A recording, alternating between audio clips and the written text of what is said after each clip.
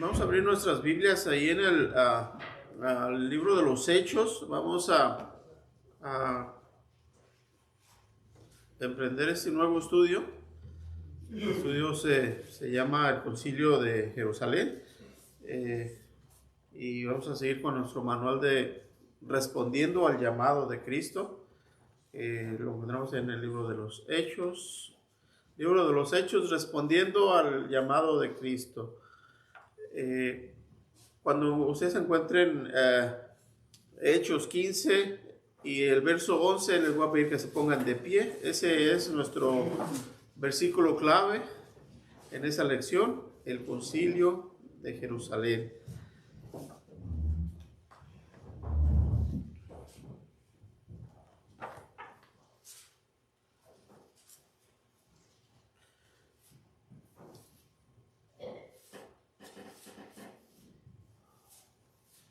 Yo leo para ustedes, ya que lo hayan encontrado.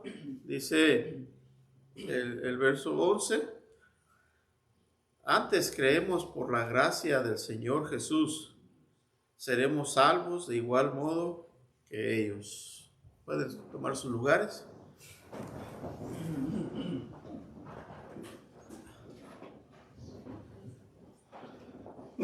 Buenos días, hermanos, Dios me lo bendiga. Dice el tema de la lección de hoy, de este estudio, se llama La pureza doctrinal es esencial en la iglesia. Y vamos a estar mirando una situación en este concilio que estaba tratando especialmente de un tema concerniente a la iglesia. Dice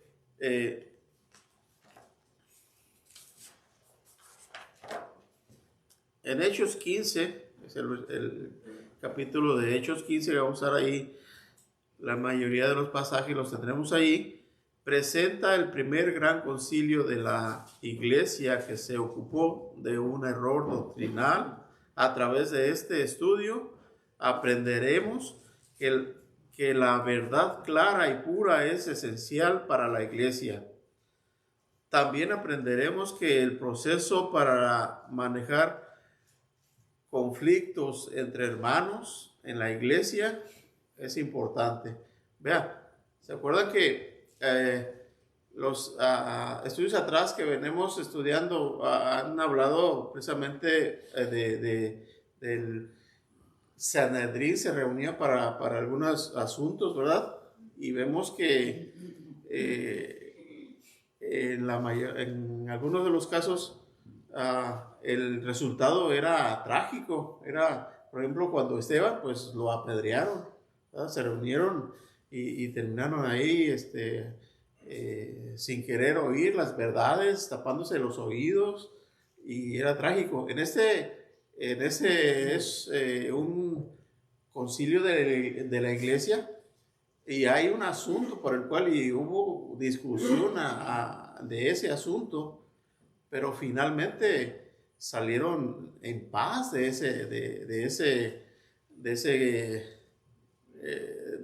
esa reunión que tuvieron como iglesia.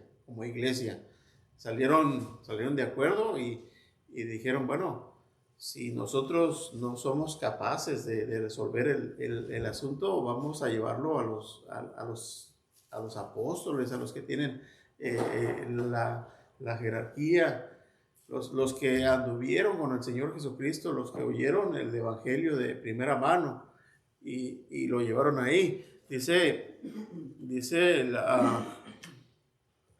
el registro de Lucas del concilio en Jerusalén aparece en medio del libro de los Hechos. La ubicación es vital, no solo desde el punto de vista literario, sino también teológico. Lucas había descrito la expansión del evangelio de los judíos a los samaritanos y luego a los gentiles. Sin embargo, seguía habiendo un gran obstáculo.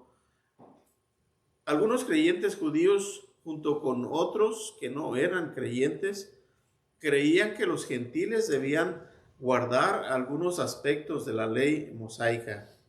Un concilio de líderes de la iglesia, conocido como el Concilio de Jerusalén, abordó este tema de la inclusión completa de los gentiles en la iglesia. El asunto giraba en torno a la naturaleza misma del evangelio y de la iglesia. Número uno, importancia de la pureza y de la claridad doctrinales. Antes de estudiar el concilio de Jerusalén en sí, necesitaremos repasar el tema de la pureza doctrinal en el actual clima de relativismo. Muchas iglesias fallan a no enfatizar un compromiso doctrinal. Muchas personas hoy simplemente tienen fe en la fe. Como resultado, muchos piensan que creer o tener fe es vital. Sin embargo, el proceso en sí de la fe no salva. El contenido de lo que creemos, el mensaje del Evangelio, es lo que asegura la salvación. O sea, porque pues muchas personas dicen tener fe, pero si usted los profundiza en esa fe que ellos tienen, no tienen conocimiento de la palabra. Entonces, esa fe la están basando solamente en su propio intelecto, pero dice que es por medio del Evangelio. Entonces,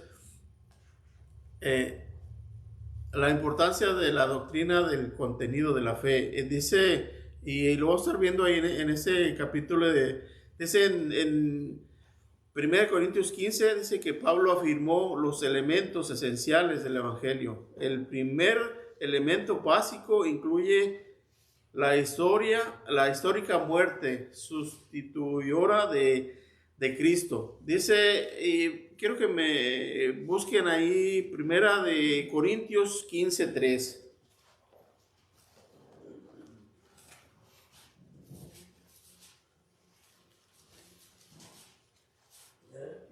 Primera de Corintios 15 y el verso 3. Porque primeramente os he enseñado lo que asimismo recibí, que Cristo murió por nuestros pecados conforme a la Escritura. Amén. Jesús murió en nuestro lugar. Él llevó el castigo de nuestro pecado, ¿verdad? Gálatas 3:13.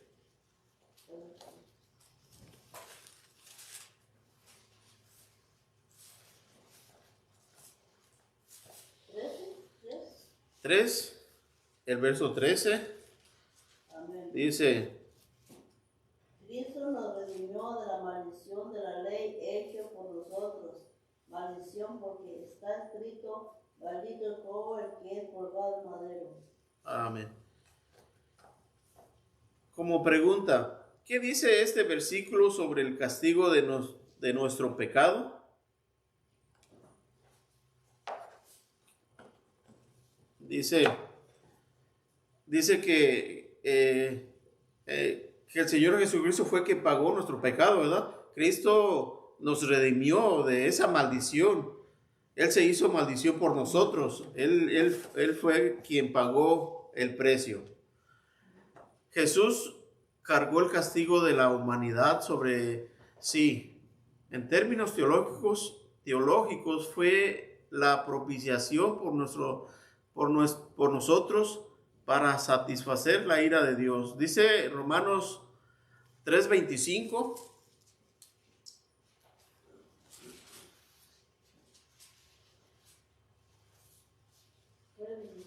Dice, a quien Dios puso como propiciación por medio de la fe en su sangre para manifestar su justicia a causa de haber pasado por alto en su paciencia los pecados pasados. Propiciación es alejarse una vez y para siempre de la ira de Dios mediante la muerte sacrificial de Cristo a favor del pecador. Otro componente esencial de la fe tiene que ver con la resurrección corporal y literal de Jesús. Él no permaneció en la tumba, Él resucitó. 1 Corintios 15:4.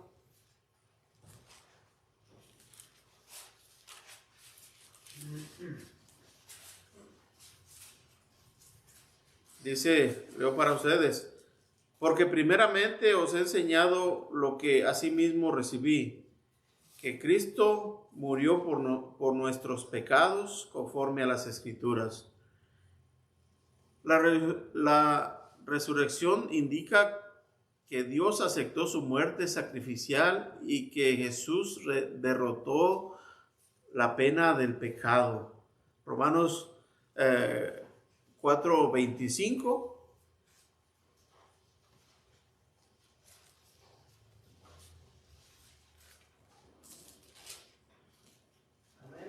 Amén. Romanos 4 y el verso 25. El cual fue entregado por nuestras transgresiones y resucitado para nuestra justificación. Amén.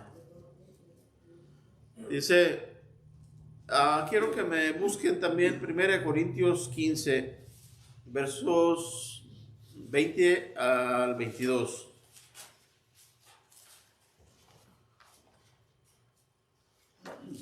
Amén, hermano. Sí, hermano pastor, claro que sí. Dice, mas ahora Cristo ha resucitado a los muertos, primicias de los que durmieron es hecho. Porque por cuanto la muerte entró por un hombre, también por un hombre la resurrección de los muertos. Porque así como en Adán todos mueren, también en Cristo todos serán vivificados. Amén, gracias. Y también, bueno, está bien ahí. Como pregunta, ¿qué significa la resurrección de Jesús para aquellos que han confiado en Él como Salvador? ¿Qué significa para nosotros su muerte y su resurrección? Pues significa todo, hermano Pablo. Si no hubiera habido resurrección, estaríamos muertos en nuestros delitos y pecados. Entonces la resurrección es, ¿qué significa para nosotros? Nuestro todo, nuestra salvación, aquellos que pusimos la fe en Él. Es nuestro todo. Vida eterna. También podemos decir que nosotros también resucitaremos juntamente con Él, ¿verdad? Amén. Dice, podemos confiar en que la resurrección de Jesús fue un evento histórico. Pablo escribió que más de 500 personas fueron testigos de ella, de esa resurrección. 1 Corintios 15:6 dice, después apareció a más de 500 hermanos a la vez, de los cuales muchos viven y otros ya duermen, o sea, ya han muerto.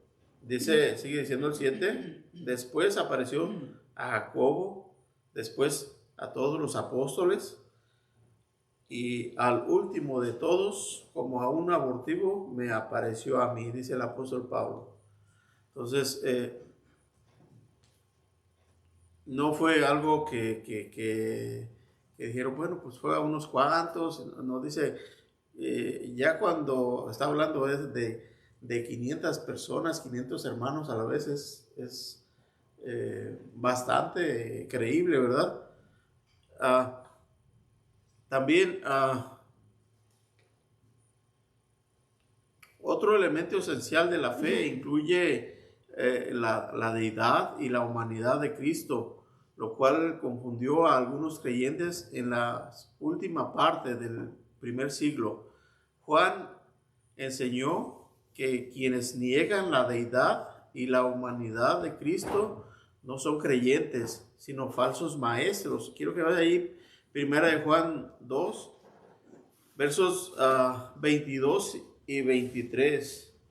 Primera de Juan 2, versos 22 y 23.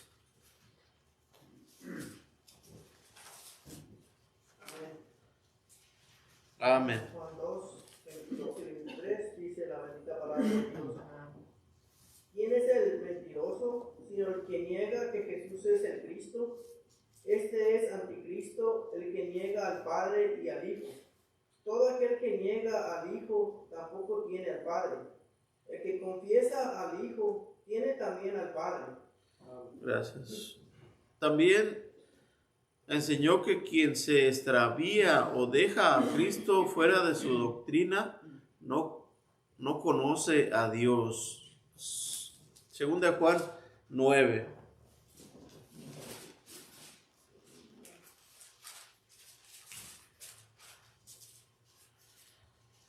Segunda de Juan y verso 9, dice, leo para ustedes: cualquiera que se extravía y no persevera en la doctrina de Cristo, no tiene a Dios. El que persevera en la doctrina de Cristo, ese sí tiene al Padre y al Hijo. La importancia de la doctrina de la fe pura. Otro elemento esencial de la fe tiene que ver con la recepción del Evangelio. Una persona puede recibir el Evangelio solo a través de la fe personal.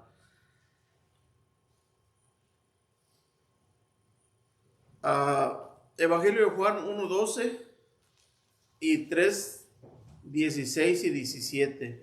Vamos allí al Evangelio de Juan.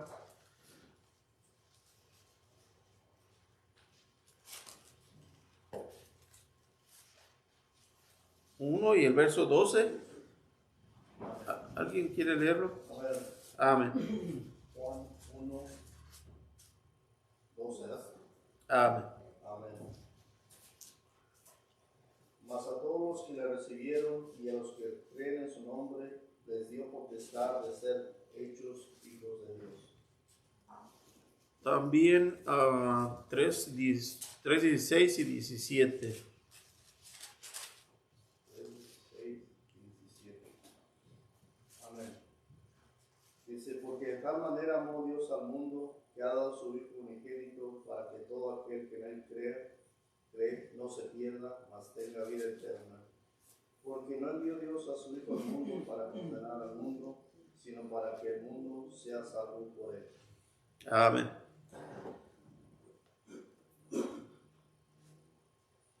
Como pregunta, según estos versículos, ¿qué conexión hay entre la salvación y el pertenecer a una iglesia en particular o cumplir algún ritual específico?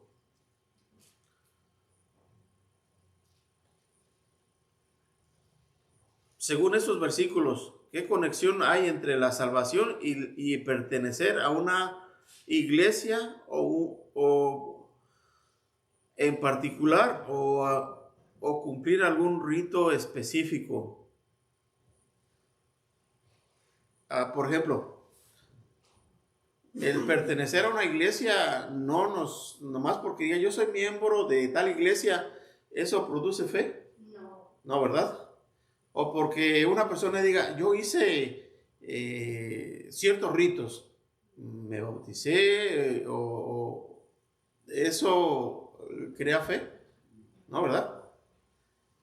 Pero, ¿qué pasa cuando, y eso lo digo porque cuando uno empieza, cuando alguien empieza a compartir el Evangelio, no cree, ¿verdad? Por ejemplo, viene el hermano Ramiro, me predica, me dice, mire, le quiero compartir. Y lo primero que yo pienso, que él, lo que me está enseñando, ni siquiera él lo cree, ¿verdad? Pero yo lo estoy pensando. No, el problema no es él, soy yo. Entonces, pero él dice, no, pues él insiste y dice, bueno, puede decir me llamo fulano y se puede presentar A muchas personas hasta se presentan, pues si es pastor, pues soy pastor de una iglesia y así, así. Bueno, y aún así uno sigue sin creer. Y digo, a mí me pasó una vez, me presentaron a un pastor y ese pastor se llamaba José Borrás. Muchos lo han escuchado. Él era un sacerdote católico. Y me lo presentaron y él era bien pacientito así para hablar, pero hablaba así suavecito y todo. Y dice, mire, yo fui sacerdote católico por tanto tiempo y todo. Y yo dije, esa no me la creo. ¿Ah? O sea, y en mí, pues yo lo rechacé y no solamente a él, rechacé todo lo que me estaba diciendo. ¿Por qué? Porque yo decía, ¿cómo es posible? No lo podía creer. Y sucede así, viene otra y otra y otra. Entonces, pero lo que lo viene convenciendo a la persona no es lo que no es en sí la persona que le está presentando el evangelio. Es el evangelio en sí que lo convence. Cuando uno lo cree, cuando uno abre el corazón.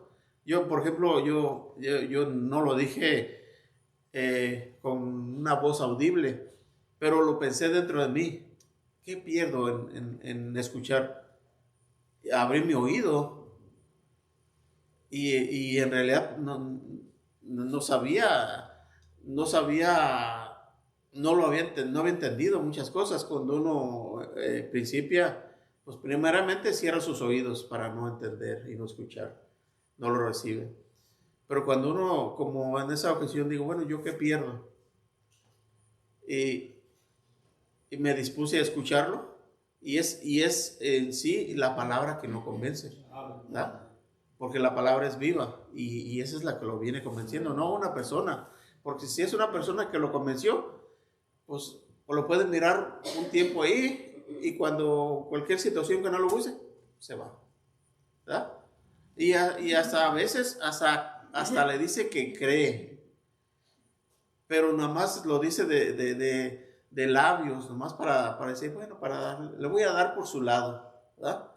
Y dice que le cree, pero en realidad no le ha creído. Y cuando viene una prueba difícil o una situación adversa que no le gusta, se va porque no tiene fe, no le había creído. Dijeron a los apóstoles, les dijo el Señor Jesucristo, ¿ustedes también se quieren ir? Alguien dijo, creo que fue Pedro, pues ¿a dónde iremos? ¿Verdad? ¿A dónde podemos ir? Yo dije dentro de mí también, pues aquí puedo asistir a la reunión, pues, a los estudios. Alguien se preocupó por tener estudios bíblicos en donde yo trabajaba, en el restaurante. ¿Qué pierdo? ¿Qué pierdo con escucharlos, con estar en los estudios? No iba a la congregación, no me congregaba. Yo trabajaba los domingos y un día de esos, pensando, ¿cómo será una reunión de los hermanos en la iglesia? No fui, 2 veces después fui, pero yo dije, pues cuando yo vaya a México, sigo siendo el mismo. Y no fue así, porque cuando uno llega y cuando uno va a otro lugar, ya se siente uno fuera de lugar. Aunque esté ahí adentro del lugar donde uno vive, ya sea en la familia o sea en una iglesia, lo que sea, que no es de acuerdo a la palabra de Dios, se siente uno fuera de lugar. No vuelve a ser el mismo, no vuelve a ser igual. Y de repente la persona que tenía un vocabulario sucio, de repente no está hablando esas palabras que decía. Y lo hace sin ningún esfuerzo. No hay que, ay, se me salió. Dice, no, ay, se me salió. Pues sí, se le salió porque la traía adentro, ¿verdad? Le dicen. Entonces, es algo que ni siquiera le tiene que tomar ningún esfuerzo. Simplemente desaparece. Y no estoy diciendo que en todo sea igual y que en todas las cosas son así. Yo sé que siempre vamos a estar batallando con una cosa o con otra. Algunos con las malas palabras, otros con vicios, alcoholismo, o fumar, o cosas que son desagradables y que perjudican como cristianos, que perjudican no nada más, a veces no nada más a la salud de uno, sino al testimonio de las demás personas, ¿verdad? Porque todavía uno mira, y no es de extrañarse, pero uno mira personas que se congregan en una congregación y usted los mira fumando. Y dice, caray. Pues no, quizás no lo hacen dentro del templo cuando están reuniendo, pero afuera pues hacen así algunas de las cosas. Y yo todo eso lo viví porque yo también fumaba, y en una ocasión se me hizo fácil, y yo recuerdo que fue el último medio cigarro que me fumé porque me sentí mal, porque por mucho tiempo, como yo fumaba y las personas con las que uno vivía y trabajaba y compartía, pues fumaban también. Entonces siempre era la costumbre que sacaban su cajetilla y le ofrecían un cigarro, ¿verdad? Normalmente así lo hacían a las personas que fumaban. Y yo, no, gracias. Por mucho tiempo estuve rechazándolo así, como por un transcurso de un año, pero en una de esas ocasiones, en vez de decir que no, dije que sí. Y agarré el cigarro. Y lo empecé a fumar y me sentí mal. Y sin que él se diera cuenta, con mis manos, así con mis propias manos, apagué la brasa así y lo tiré, lo despedacé. Y ese fue, digo, no mi último cigarro, sino mi último medio cigarro. Sí. Y con el licor me pasó igual también, algo así, algo muy parecido. Y también, y era una cerveza. Dije, esta sí fue la última cerveza porque sí me la terminé. Y desde entonces, ya hace bastantitos años, no he tomado una cerveza o así. Ya no lo he hecho. Trabajaba en donde vendían licor también, restaurantes que vendían licor. Y pues normalmente uno prepara las bebidas y todo. Y antes yo las preparaba y cuando terminaba mi trabajo tomaba. Y después no, pues aunque aún no había pasado ese ciclo, seguía dándole de beber a los clientes, pero ya no me la tomaba yo. Y no se me antojaba tampoco, la vaciaba y todo. Y yo decía, bueno, yo creo que sí estoy curado ya, porque ya no se me antoja. Y así debe de ser. Yo pienso que ese es en mi experiencia. Yo sé que cada quien es diferente. Yo creo que es bien difícil que una persona se le antoje algo y no lo decida, no, por sus propias fuerzas, no hacerlo, ¿verdad? Debe ser algo más difícil porque está haciéndolo con sus propias fuerzas. Y si lo puede lograr, yo sé que lo puede lograr, aún Dios le puede dar esa capacidad para hacerlo. Pero si no tiene que batallar con ese problema, qué mejor, ¿verdad? Qué mejor que Dios le haya quitado completamente cualquiera de esos vicios que hayan sido. Y entonces, pues la fe viene por escuchar la palabra, ajá, por el oír la palabra. Amén, solamente quería recalcar, me tomé algunos minutos en ello, pero... ¿Me permite leer sí. el versículo, hermano? Dice el Señor aquí en Jeremías 23, 29, dice, no es mi palabra como fuego, dice Jehová, y como martillo que quebranta la piedra. O sea, el Señor está hablando ahí a Jeremías por causa de que había muchos falsos maestros, falsos profetas. Y el Señor le dice a Jeremías que pues, su palabra era la verdad y era como un martillo y como fuego que hace la obra. Y como dice en Romanos 10, 17, dice que la fe viene por el oír y el oír de la palabra de Dios. Amén. Amén. Amén.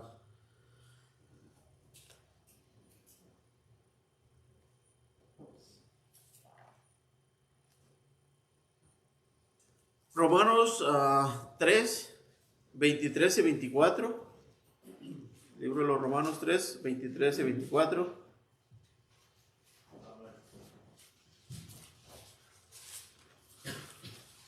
Romanos 3, 23 y 24. Dice la palabra del Señor, dice, por cuanto todos pecaron y están destituidos de la gloria de Dios, siendo justificados gratuitamente por su gracia, mediante la redención que es en Cristo Jesús. El verso 28 también. Concluimos pues que el hombre es justificado por fe sin las obras de la ley. Amén. ¿Qué enseña Pablo claramente en estos versículos sobre la salvación? Enseña que la salvación es por fe, independientemente de cualquier otro requisito, ¿verdad? Independientemente, es por fe. No es que tiene que hacer un sacrificio, no es que como hacíamos antes, que no le conocíamos.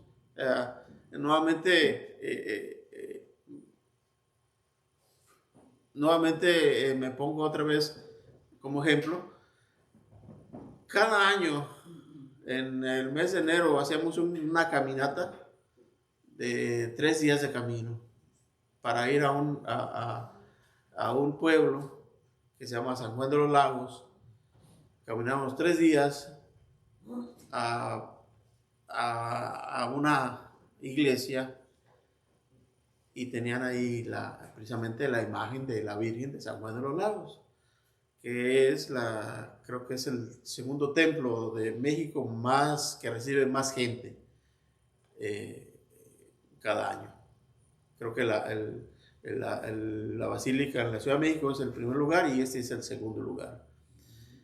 Pues entonces yo siempre me hacía la pregunta dentro de mí, es que caminamos 3 días y desde donde estaba el escalón hasta adentro de ese edificio nos íbamos de rodillas. Duraríamos, como era mucha gente, yo considero que durábamos de entre 10 y 15 minutos ahí en ese lugar y salíamos. Y cuando yo salía, dentro de mí, no lo decía a nadie, pero dentro de mí me hacía la pregunta, 3 días de camino para estar 15 minutos aquí, ¿vale la pena? Y uno pensaba que con ese sacrificio de haber caminado y haber llegado ahí, le era suficiente. No, era solamente un ritual, una práctica. Pero en cuanto a la salvación, nadie se preocupaba por ello, ¿verdad? Nadie se preocupaba. Es como ir y pagar una deuda a una persona y ya está, ya le pagué completo y ya, he cumplido.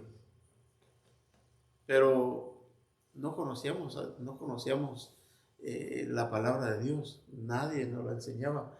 En esos términos era solamente religiosidad y tradición. Y uno que creía estar bien, ¿verdad? Creía uno que de ahí para adelante, todo el año, podía hacer todo lo que quisiera y venía el siguiente año y otra vez lo mismo, ¿verdad? Entonces vemos aquí, dice que no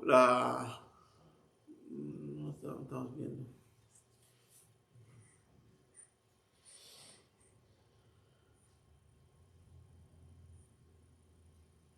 La salvación es por fe independientemente de cualquier otro requisito. La fe pura relacionada con la manera de recibir el Evangelio es esencial para la iglesia. Si la iglesia trasigue su doctrina o socava su ministerio, dice, ¿por qué la iglesia puede estar tentada transigir su posición doctrinal. Pregunta. Eso lo podemos mirar, por ejemplo, cuando una congregación se empieza a ser permisiva en cuanto a la doctrina, que se está enfocando más en tener actividades, en otras cosas más, puede tener grupo musical, puede estarse enfocando y esforzándose en tener el mejor grupo, el mejor sonido, la mejor imagen, el mejor templo, en todas esas cosas, pero de la palabra de Dios menos, estar ligerito, porque pues si no lo hace de esa forma, pues se va a molestar las personas y se van. Y para muchos grupos, pues es esencial que haya mucha gente. Pero cuando se enfoca más en la palabra, usted va a mirar menos gente en la iglesia. Entonces, algunas veces las personas toleran todas esas cosas para tener multitud y aparentemente todos están contentos y hay multitudes. Y si lo miran, anteriormente no era así, era todo lo contrario. Entre más pureza en la palabra de Dios, más gente, más multitud, ¿verdad? De algún tiempo para acá se invirtieron las cosas. Entonces, ya no podemos durar 3 horas en un servicio, ¿verdad? ¿No? Antes lo hacían 3, 4 horas y no pasaba nada. Todos felices. Ahora no. Ahora dicen los americanos, en las iglesias americanas, que las predicaciones 25 minutos, 30, porque ya después de ahí la gente ya no lo va a recibir, ¿verdad? Entonces, para que la gente esté a gusto, para que esté cómoda y todo. Entonces, ese tipo de se empiezan a tolerar muchas cosas, se empiezan a tolerar para atraer más personas, para hacer más grandes, también para no ofender a las personas, como vamos a ofender. Y no se está diciendo que se esté ofendiendo con malas palabras. No, la gente se ofende por el evangelio. Y yo escuché, el pastor mandó un mensaje a alguien, ¿no? De una predicación, hermano. ¿O quién fue? No sé, pero mi cuñado me lo enseñó. Un pastor que le pidieron que orara en un cierto lugar gubernamental. No sé qué sería. No sé si sería... Era un tipo concilio, tuvieron una reunión de gobierno y le pidieron a un pastor que orara. Y cuando este pastor oró, pues él fue hacia Dios a pedir perdón por todo lo que estaba sucediendo en este país, lo que se estaba permitiendo. Todos los gobiernos están permitiendo muchas cosas que son contrarias a Dios, el libertinaje, la homosexualidad, todas las cosas. Él mencionó muchas cosas y está pidiendo perdón a Dios. Entonces muchos se ofendieron. Ajá. Entonces, se ofendieron por las verdades de Dios, ¿verdad? Y es posible que a esa persona no la vuelvan a invitar. No. Porque no les gustó. Si hubiera sido una congregación así, la agarran y se levantan y se van. Levantan y se van. Yo lo escuché y yo pensé que estaba escuchando a Jeremías. Porque les dijo sus verdades, ¿verdad? Y era una persona, pues, primeramente enviada por Dios, ¿verdad? Porque pues esos gobernantes en esa reunión era lo que necesitaban escuchar, ¿verdad? O sea, no necesitaban otra cosa. Si él no, si su oración no hubiera sido de esa forma, que hubiera sido diferente, le hubieran aplaudido. Señor, mira, se han reunido todos nuestros gobernantes y bendícelos, bendice su familia, prospérales y todo esto, y que lo que están haciendo, prospéralo, que florezca lo que están haciendo. Pero lo que están haciendo no va de acuerdo a la voluntad de Dios. Entonces, como una persona va a decir, sí.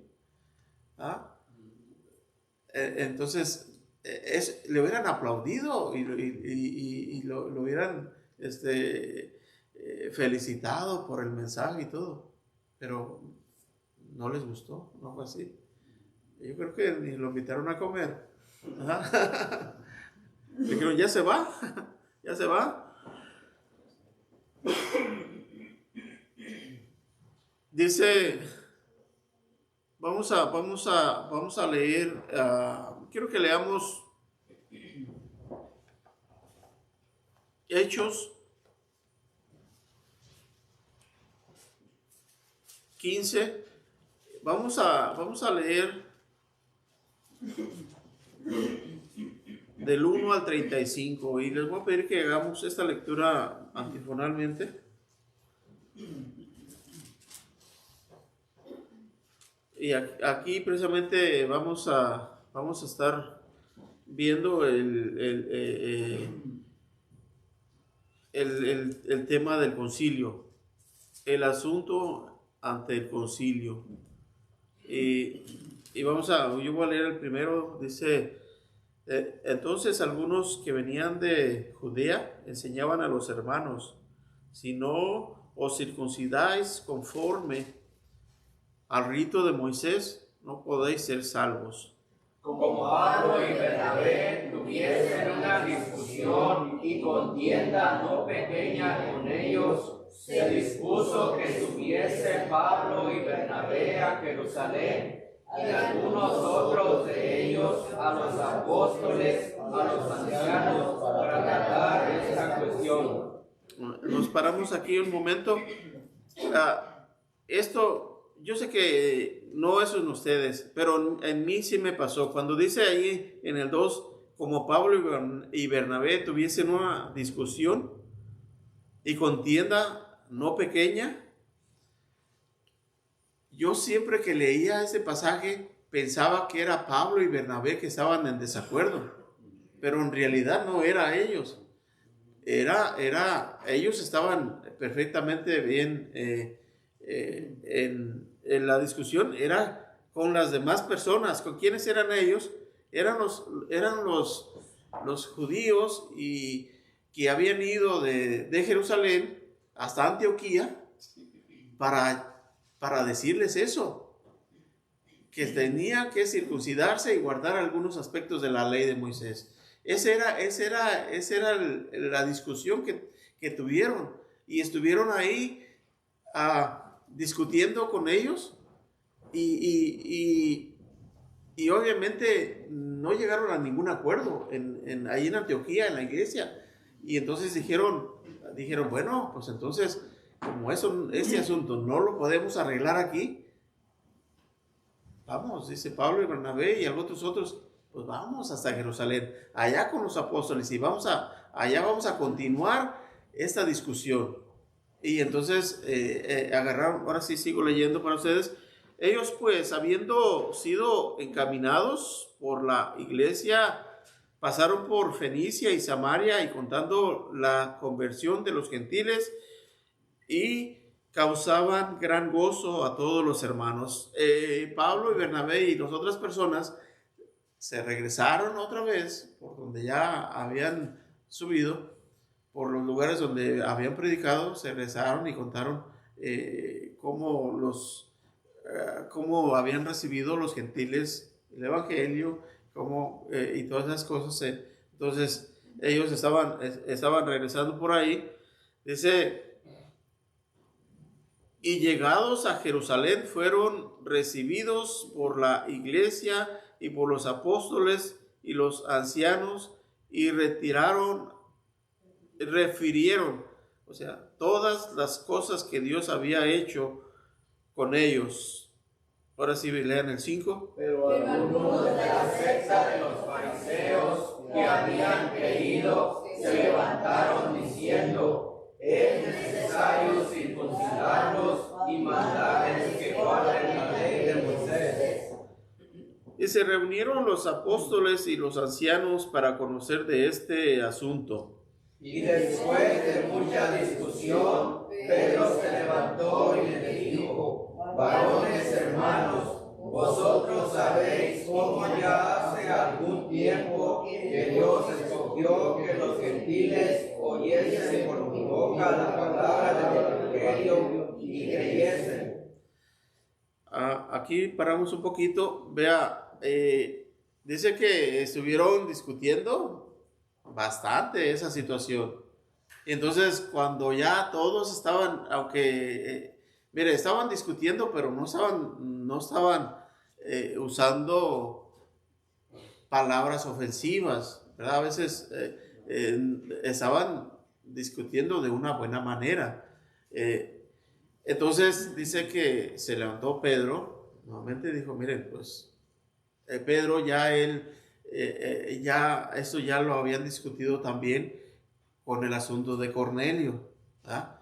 Él informó a todos y entonces él les refirió otra vez, acuérdense que así pasó con Cornelio y cómo Dios preparó todo y le mostró esas visiones para que fuera ahí con Cornelio y cómo recibieron y cómo recibieron el Espíritu Santo, cómo fueron las mismas situaciones. Entonces dice el 8, y Dios que conoce los corazones les dio testimonio dándoles el Espíritu Santo, lo mismo que a nosotros. 9. Y ninguna diferencia hizo entre nosotros y ellos, purificando por la fe sus corazones.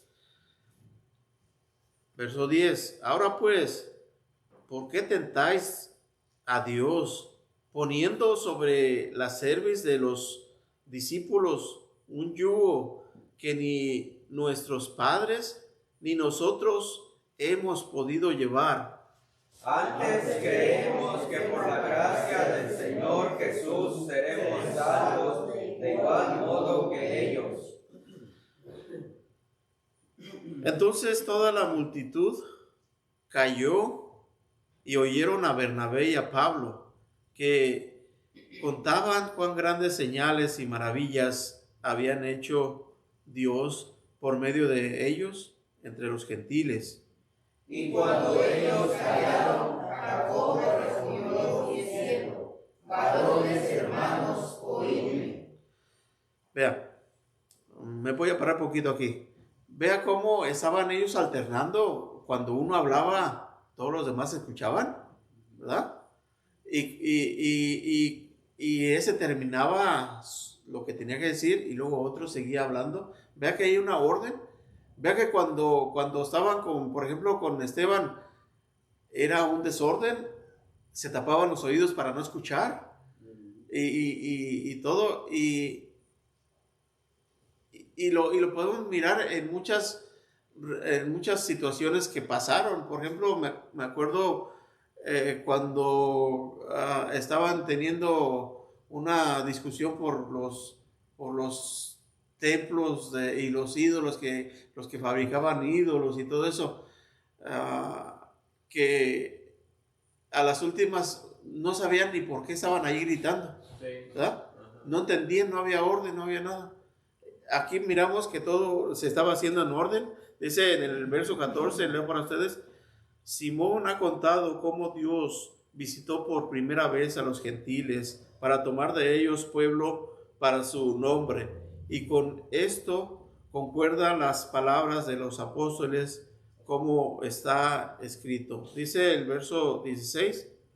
Después de esto volveré y reedificaré el tabernáculo de David que está caído y repararé sus ruinas Verso 17, para que el resto de los hombres busque al Señor y todos los gentiles sobre los cuales es invocado mi nombre. Dice el Señor que hace conocer todo esto desde tiempos antiguos. Por lo cual yo juzgo que no se inquiete a los gentiles que se conviertan a Dios, Sino que se les escriba que se aparten de las contaminaciones de los ídolos, de fornicación, de ahogado y de sangre. Me detengo un poquito aquí. Vea, y esto, que se abstengan para ustedes que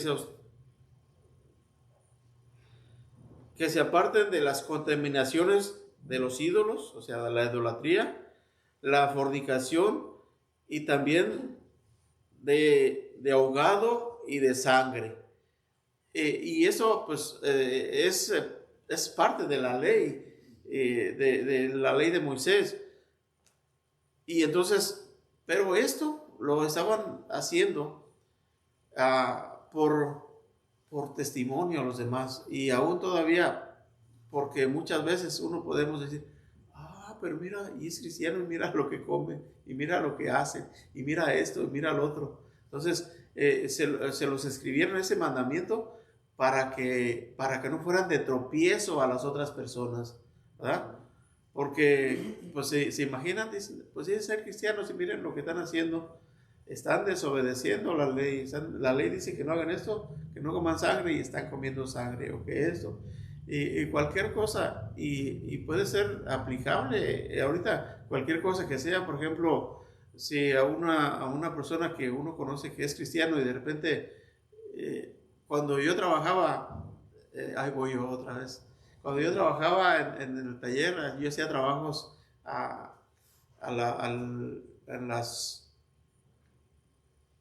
los carros de los sacerdotes o a las casas que necesitaban algún trabajo de electricidad.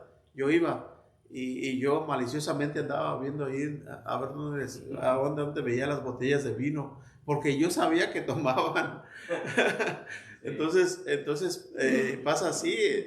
¿Por qué? Porque esas cosas son de tropiezo para aquellas personas. Nuevamente vuelvo con los alimentos. El apóstol Pablo dijo que si el comer carne le era tropiezo a algunos de sus hermanos, él prefería no comer carne, ¿verdad? No era pecado comer carne, pero sí era pecado hacer tropezar a alguno de los hermanos. Entonces, precisamente por eso se guardaba eso, para no ser de tropiezo a las demás personas. Prosiguemos, voy a seguir con el 21. Porque Moisés desde tiempos antiguos tiene en cada ciudad quien lo predique en las sinagogas, donde es leído cada día de reposo. Ustedes leen el 22. Entonces pareció bien a los apóstoles y a los ancianos con toda la iglesia elegir entre ellos varones y enviarlos a Antioquía con Pablo y Bernabé, a Judas, que tenía por sobrenombre Barsabás, y a Silas, varones principales entre los hermanos. Y escribir por conducto de ellos los apóstoles y los ancianos y los hermanos, a los hermanos de entre los gentiles que están en Antioquía, en Siria, en Cilicia, salud.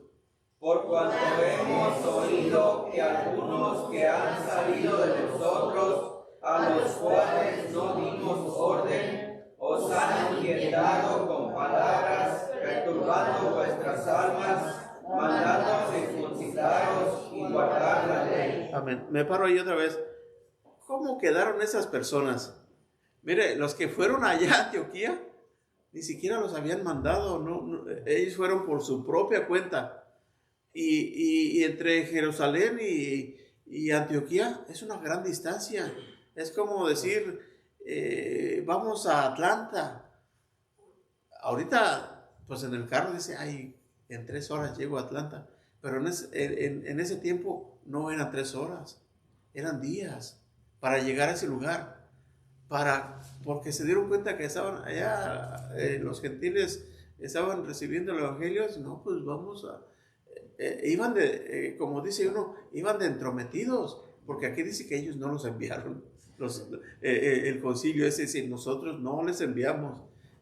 Y vea cómo iban todos acordando, no, pues sí, entonces, pues vamos a hacer esa carta por la cual nosotros les vamos a dar estos reglamentos y vamos a mandar personas que les ayuden para que las vayan distribuyendo en las iglesias donde Pablo y Bernabé habían ido a predicar.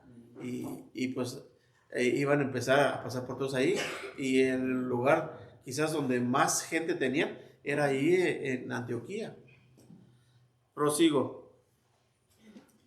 25. Nos ha parecido bien, habiendo llegado a un acuerdo, elegir varones y enviarlos a vosotros con nuestros hermanos amados, Bernabé y Pablo. Hombres que han expuesto su vida por el nombre de nuestro Señor Jesucristo. Cuando está hablando de esto, está hablando de Pablo y Bernabé, que ellos, pues seguramente les contaron, ¿verdad?, a Pablo cómo estuvo a punto de morir allá en ese lugar que sería Antioquía de Pisidia, en la otra Antioquía, porque son dos Antioquías, no nos confundamos, son dos ciudades diferentes. Cómo lo apedrearon y lo sacaron como muerto. Entonces está diciendo, bueno, a este Pablo y a Bernabé, que ellos han expuesto su vida, pues vamos a darles una manita. A hombres que han expuesto su vida por el nombre de nuestro Señor Jesucristo. El 27 leo para ustedes: así que enviamos a Judas y a Silas, los cuales también de palabra os harán saber lo mismo. Porque ha parecido bien al Espíritu Santo y a nosotros no imponeros ninguna carga más que estas cosas necesarias. Que os tengáis de lo sacrificado a los ídolos, de la sangre de ahogado y de la fornicación, de las cuales cosas si os guardáis, bien haréis, pasadlo bien. Así pues, los que fueron enviados descendieron a Antioquía y reuniendo la congregación entregaron la carta. Habiendo leído la cual se regocijaron por la consolación. Y Judas y Silas, como ellos también eran profetas, consolaron y confirmaron a los hermanos con abundancia de palabras. Y pasando algún tiempo allí, fueron despedidos en paz por los hermanos, para volver a aquellos que los habían enviado. Mas a Silas le pareció bien el quedarse allí. Y Pablo y Bernabé continuaron en Antioquía, enseñando la palabra del Señor y anunciando el evangelio con otros muchos. Hasta ahí hemos dicho que hasta el 35. Entonces veamos, lo que quiero recalcar es cómo la orden en que lo hicieron. Acuérdense que era la iglesia primitiva, estaba dando principios, pero vea que cuando está hablando de discusiones, está hablando, no son discusiones para estar ofendiendo a la otra persona, sino era desacuerdo, pero cuando pusieron todo en orden, dice, mira, pues si desde el Antiguo Testamento dice que los gentiles iban a recibir la palabra, entonces ¿cuál es el problema? Pues aquí dice, bueno, entonces está bien, ¿ya?